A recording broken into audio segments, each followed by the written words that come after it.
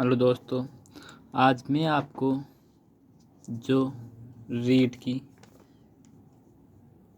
Teacher की exam लगी है उसमें ज़्यादातर तो वो क्वेश्चन आए हैं जो आपने अच्छी तरह से बहुत दिनों से तैयारी की और जो क्वेश्चन आपने बहुत कम देखा या बहुत सारे ने तो उन क्वेश्चन को भी देखा लेकिन फिर भी बहुत कम स्टूडेंट ने वो देखा, तो मैं उन क्वेश्चनों को आपके लिए लिख कर लेके आया हूँ। और ये 2022 वाली वैकेंसी थी, तो इसमें मैं आपको उन क्वेश्चनों के बारे में, क्योंकि आने वाली एग्ज़ाम में ये क्वेश्चन बहुत मोस्ट इम्पोर्टेंट है।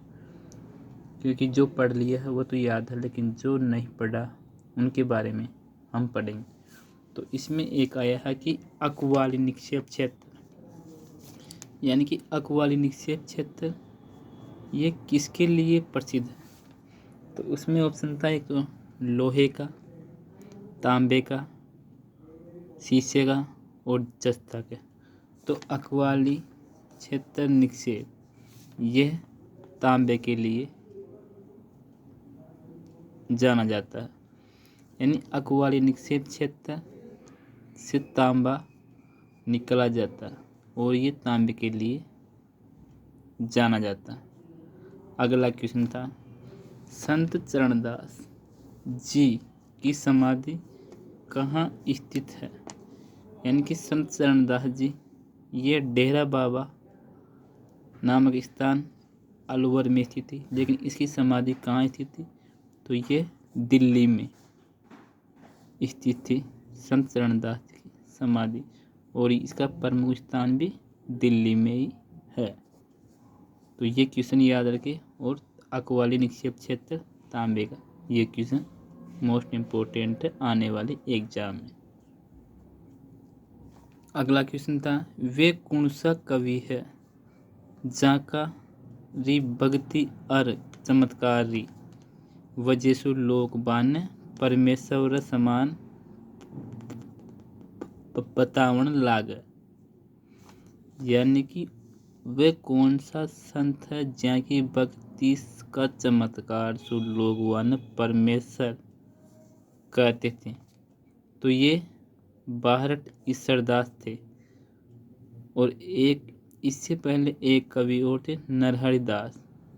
तो नरहरि दास को भी परमेश्वर के नाम से जाना जाता है, तो इसको भी याद रखें, नरहरि दास को, और बारट ईश्वरदास इनको भी याद रखें। अगला क्वेश्चन काव्य करती सोन मिर्गला, राधा और पोल भारमली और गांगे और सत्य प्रकाश जोशी की काव्य कृतियाँ हैं, यानी कि सोन मिर्गला, राधा और पोल भारमली और गांगे ये किसकी काव्य कृति है, सत्य प्रकाश जोशी की। जबकि उसमें आया था लील टांस, मिंजर और एक हेलो, यानी कि इसमें से कौन सी इनकी काव्य कृति नहीं है, तो उसमें सोन मिर्गला आया था और वह पृथ्वीराज राठौड़ की काव्य कृतियाँ थी। तो इनमें से कौन नहीं थी, तो ये नहीं थी, और इनके बाद में राधा, बोल भारमली और गांगे और सत्य प्रकाश जोशी की काव्य कृतियाँ हैं। तो इनको आप याद रखें, आने वाले एग्जाम में ये क्वेश्चन आपको फिर पूछा जा सकता है। अगला क्वेश्चन है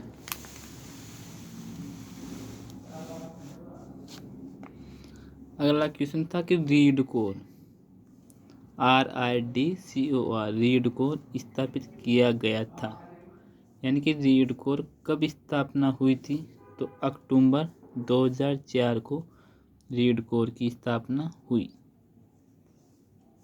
कब स्थापना हुई, अक्टूबर 2004 को रीड कोर की स्थापना हुई।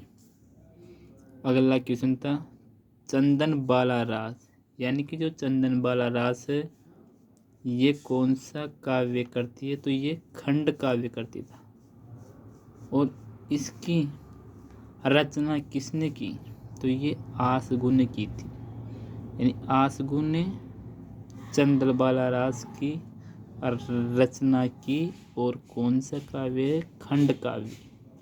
तो ये भी याद रखें कि चंद्रबाला रास खंड काव्य है और इसकी रचना आसगु ने की थी। अगला क्वेश्चन था कि राजस्थान का वह जिला जहां उष्णकटिबंधीय यानी कि ये वेस्ट क्षेत्र के बारे में पूछ रहा है कि उष्णकटिबंधीय स्टेपी अर्धशुष्क उष्ण जलवायु पाई जाती है, वह जिला कौन सा? तो इसमें 2 जिले थे, एक तो श्री गंगानगर था, 4 जिले थे और एक 12 था, और जोधपुर और झुंझुनू। तो इसमें झुंझुनू और जोधपुर दोनों में बच्चे कंफ्यूज थे, तो इसमें कौन सा ऑप्शन है? तो इसमें जोधपुर ऑप्शन सही होगा। जबकि उष्णकटिबंधीय स्टेपी और अर्धशुष्क उष्ण जलवायु का प्रतिनिधि जिला बीकानेर है। यानी कि अगर स्पेशल आपको ऐसे पूछे कि इन तीनों का प्रतिनिधि जिला कौन सा है, तो वह बीकानेर है, जबकि ये तीनों विशेषता जोधपुर में पाई जाती है। अगला क्वेश्चन था कि बिलारा चूनापत्थर क्षेत्र कहाँ स्थित नहीं है? तो इसमें पहला ऑप्शन था नागौर, जोधपुर, बीकानेर और श्री गंगानगर। तो चूनापत्थर कौन सा? बिलाड़ा। तो बिलाड़ा तो ये तो आपको पता है कि जोधपुर में है। अगर इसमें नहीं होता और डायरेक्ट पूछ लेता कि बिलाड़ा चूनापत्थर क्षेत्र कहाँ स्थित है, तो जोधपुर डायरेक्ट सही टिक आंसर हो जाता, लेकिन नहीं है, तो श्री गंगानगर में चूनापत्थर नहीं पाया जाता, तो इसमें चौथा ऑप्शन सही हो जाएगा। जबकि नागौर, बीकानेर और जोधपुर में चूनापत्थर मिलता है, किस नाम से? बिलाड़ा नाम से। अगला क्वेश्चन, ये ग्रीनफील्ड एक्सप्रेस के नाम से पूछे गए क्वेश्चन है कि कौन सा एक्सप्रेस वे कौन से जिले से नहीं गुजरता है? तो इसमें पहला था संगरिया और सांचौर। तो संगरिया कहाँ पर स्थित है? हनुमानगढ़ में। संगरिया और सांचौर यानी कि बाड़मेर सांचौर तक जाता है। तो ये ग्रीनफील्ड एक्सप्रेस जिससे को गुजरता है वह जिले कौन कौन से हैं? तो ये हनुमानगढ़ में संगरिया और जालोर। तो जालोर यानी कि 2 जिले तो ये हो गए, हनुमानगढ़ और जालोर। जबकि श्री गंगानगर तो हनुमानगढ़ के पास में श्री गंगानगर और जालोर के पास में बाड़मेर। बाद में बचे 2 जिले बीकानेर और जोधपुर। तो हनुमानगढ़, श्री गंगानगर, बीकानेर, जोधपुर, बाड़मेर और जालोर यानी कि 6 जिलों से Sangaria, Sanchore, Santalpur greenfield express way गुजरता है। अगला क्वेश्चन है दिल्ली वडोदरा यानी कि दिल्ली वडोदरा एक्सप्रेस वे, ये कौन कौन से जिलों से गुजरता है राजस्थान में? तो ये दिल्ली से वडोदरा गुजरात तक जाता है। तो इसमें दिल्ली के पास एनसीआर क्षेत्र में अलवर और भरतपुर दोनों आते हैं। तो ये पहले तो अलवर और भरतपुर में आ जाएंगे। उसके बाद में दौसा और सवाई माधोपुर और बूंदी। तो दौसा और सवाई माधोपुर में ये हो गए, और 3 हाड़ौती क्षेत्र के बूंदी, कोटा और झालावाड़। तो दिल्ली वडोदरा, अलवर भरतपुर, दौसा सवाई माधोपुर और बूंदी, कोटा, झालावाड़ इस क्षेत्र में होकर या इस जिलों में से गुजरता है। अगला क्षेत्र है भटिंडा अजमेर ग्रीनफील्ड एक्सप्रेस। तो ये हनुमानगढ़, चूरू, अब ये शेखावाटी क्षेत्र के 3 जिले हैं, चूरू, सीकर और नागौर। हनुमानगढ़, अजमेर यानी कि 5 जिलों से गुजरने वाला, क्योंकि सबसे पहले यहाँ से शुरू होकर यानी कि हनुमानगढ़, चूरू, सीकर, नागौर और अजमेर, इसमें से 5 जिलों से होकर गुजरता है। अगले मोस्ट क्वेश्चन है आपके लिए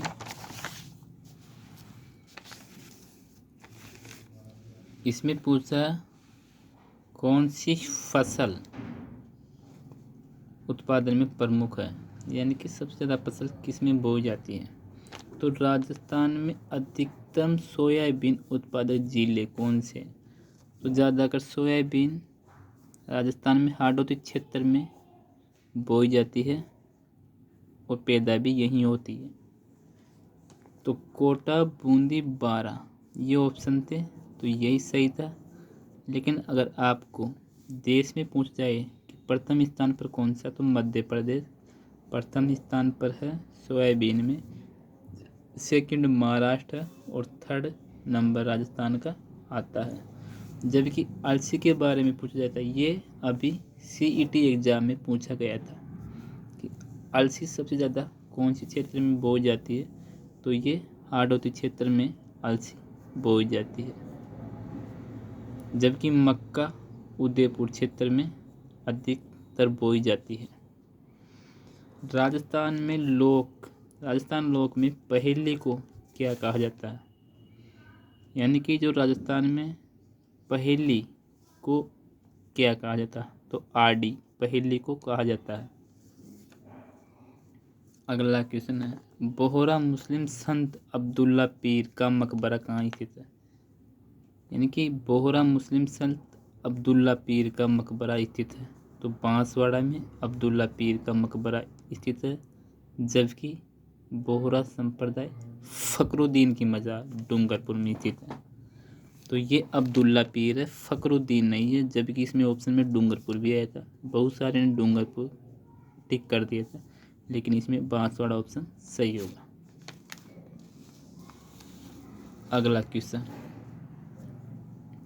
राजस्थान राज्य के गठन के समय अनुबंध करने वाले कुल 22 प्रांतों में से मात्र 3 ही में लोक सेवा आयोग कार्यरत थे। तो ये क्वेश्चन राजस्थान पुलिस 2021 में भी आया था। यानी कि उसमें तो ऐसे पूछा था कि कौन कौन से में आरपीसी का कार्य नहीं किए, तो उसमें एक उदयपुर और 3 ये बीकानेर, जोधपुर, जयपुर आया था। जबकि इसमें कि कितने क्षेत्र में आरपीसी कार्यरत थी, तो 3, 4, 6, 8 ऐसे ऑप्शन आए थे। तो इसमें 3 ऑप्शन सही था, यानी 3 में कार्यरत थी। कौन कौन से थे जिले, बीकानेर में आरपीएससी का, जोधपुर में भी इस फील्ड थी और जयपुर में भी इसकी पीठ थी। जबकि 1949 में अध्यादेश के द्वारा जारी होने के बाद में 20 अगस्त को ये प्रकाशित हुआ कि आरपीएससी का हेडक्वार्टर कहाँ रखा जाए, अजमेर में। और 22 दिसंबर 1949 को आरपीएससी की स्थापना हुई और एस के घोष इसके पहले अध्यक्ष बने। और 2022 में इसका क्या हुआ, 74वां स्थापना दिवस मनाया गया। कब, 22 दिसंबर। अगला क्वेश्चन है, मिशन बुनियाद कार्यक्रम का आरंभ कब हुआ। तो मिशन बुनियाद कार्यक्रम यह शिक्षा से संबंधित है, तो ये 5 सितंबर 2022 को हुआ। अगला क्वेश्चन है, अशोक की रानी का स्तंभ लेख कौन से स्थान से प्राप्त हुआ। तो अशोक की रानी का स्तंभ लेख इलाहाबाद से प्राप्त हुआ। यह चंद्रगुप्त मौर्य का पोता था। क्षेत्रीय परिषद का सदस्य नहीं है, यानी कि कौन क्षेत्रीय परिषद का सदस्य नहीं है। तो इसमें पहला ऑप्शन हो जाएगा क्षेत्र के समस्त, यानी कि उस क्षेत्र के समस्त केंद्र शासित प्रदेशों के प्रशासक। तो ये तो सही है, यानी कि क्षेत्र के परिषद में क्षेत्रीय समस्त केंद्र शासित प्रदेशों के प्रशासक होने चाहिए, सदस्य रहते हैं। केंद्रीय सरकार का गृह मंत्री ये भी इसका सदस्य रहते। प्रधानमंत्री ये नहीं रहता। जबकि क्षेत्र के समस्त राज्यों के सीएम यानी मुख्यमंत्री ये भी इसका सदस्य रहता है। तो मुख्यमंत्री क्षेत्रीय परिषद का सदस्य रहता है और गृह मंत्री भी रहता है और क्षेत्र के समस्त केंद्र शासित प्रदेशों के प्रशासक भी सदस्य रहता है, जबकि प्रधानमंत्री नहीं रहता। तो इसमें ये ऑप्शन गलत यानी कि ये सही हो जाएगा। ठीक है दोस्तों, तो आज ये रीट 2022 वाले यानी कि 2023 में हुई थी एग्ज़ाम उसके बारे में है और ये मोस्ट क्वेश्चन है जो मैं पेपरों में से आपको एकत्रित करके बताऊंगा।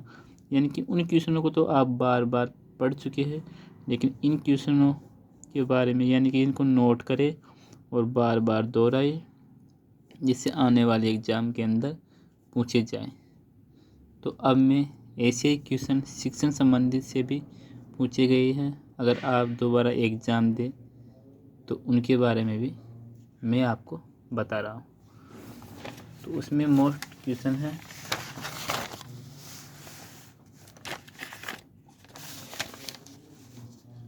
तो इसमें सबसे पहले है आरटीई अधिनियम, यानी कि आरटीई अधिनियम है और ये 2009 के अनुसार एक शैक्षणिक वर्ष में यानी कि एक पूरा वर्ष जो शिक्षा से संबंधित है, पूरे वर्ष में कितने घंटे या कितने दिवसों के अंदर शिक्षण ग्रहण किया जाता है और कितने दिन तक, और 1 से लेकर 5वीं तक कितने, और 1 से लेकर 8वीं तक कितने दिन।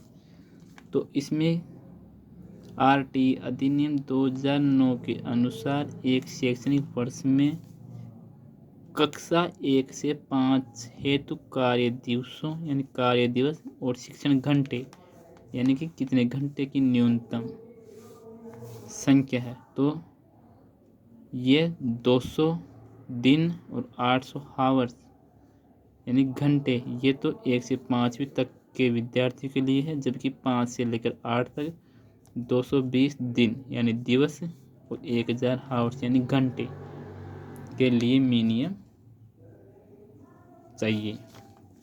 अगला क्वेश्चन है विशाखा गाइडलाइन 1996 और 97 कार्यस्थल पर लैंगिक उत्पीड़न यानी कि विशाखा गाइडलाइन 1996 से 97 में गठित की गई केंद्र सरकार यानी कि सर्वोच्च न्यायालय ने ये गाइडलाइन जारी की और ये किस संबंधित है, लैंगिक उत्पीड़न से। उसी प्रकार अभी रीट में पूछा गया है एसएसटी के अंदर कि बाल मित्र योजना किससे संबंधित है, तो ये भी लैंगिक उत्पीड़न से संबंधित है। अगला क्वेश्चन था कि डाइट का पूरा नाम क्या है, तो डाइट का पूरा नाम district institute of education and training यानी कि जिला उद्योग और शिक्षा एंड ट्रेनिंग, ये डाइट का पूरा नाम है। और हर ज़िले में एक डाइट होती है, तो राजस्थान के अंदर 33 ज़िले हैं तो इसमें 33 डाइट है और इनकी स्थापना 1987 और 88 में एस्टाब्लिश यानी कि स्थापना हुई और 1995 यानी कि शुरुआत तो कब से हुई 1987 और 88 से, और 1995 तक 14 डाइट का स्थापना हुई थी। और ये किसके अंतर्गत आती है, RSERT के, जैसे कि केंद्र में NCERT है उसी प्रकार राज्य में RSERT है। अगला क्वेश्चन था कि सेकेंडरी स्कूल टेलीविज़न प्रोजेक्ट 1961 में आरंभ हुआ, यानी कि सेकेंडरी स्कूल टेलीविज़न प्रोजेक्ट कब आरंभ हुआ, तो सेकेंडरी यानी कि 8 से लेकर 10वीं तक के लिए टेलीविज़न के माध्यम से स्टडी करवाना 1961 में आरंभ हुआ। अब ये आरटी की धारा के बारे में पूछे गए क्वेश्चन हैं कि किस धारा में किसका वर्णन है और किस में क्या।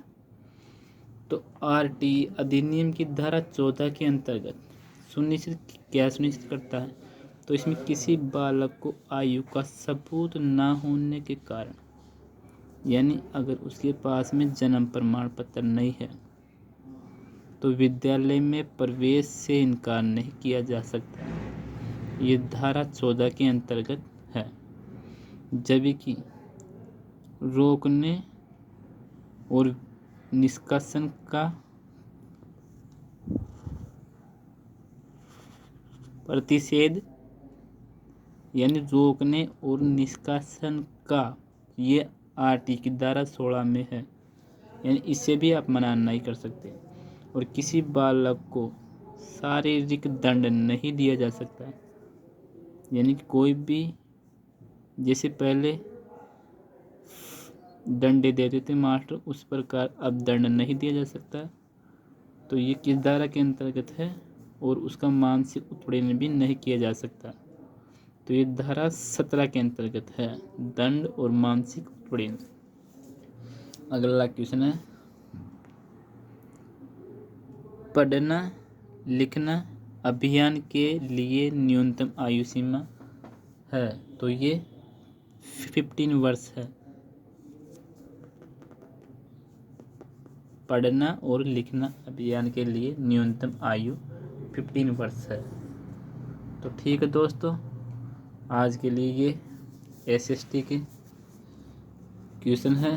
बाकी क्वेश्चन फिर लेके आऊँगा। इन क्वेश्चनों को आप ज़्यादा से ज़्यादा पढ़ें और देखें और याद करें, क्योंकि आने वाले एग्ज़ाम में इन्हीं क्वेश्चनों में से कुछ क्वेश्चन दोबारा रिपीट हो सकते हैं।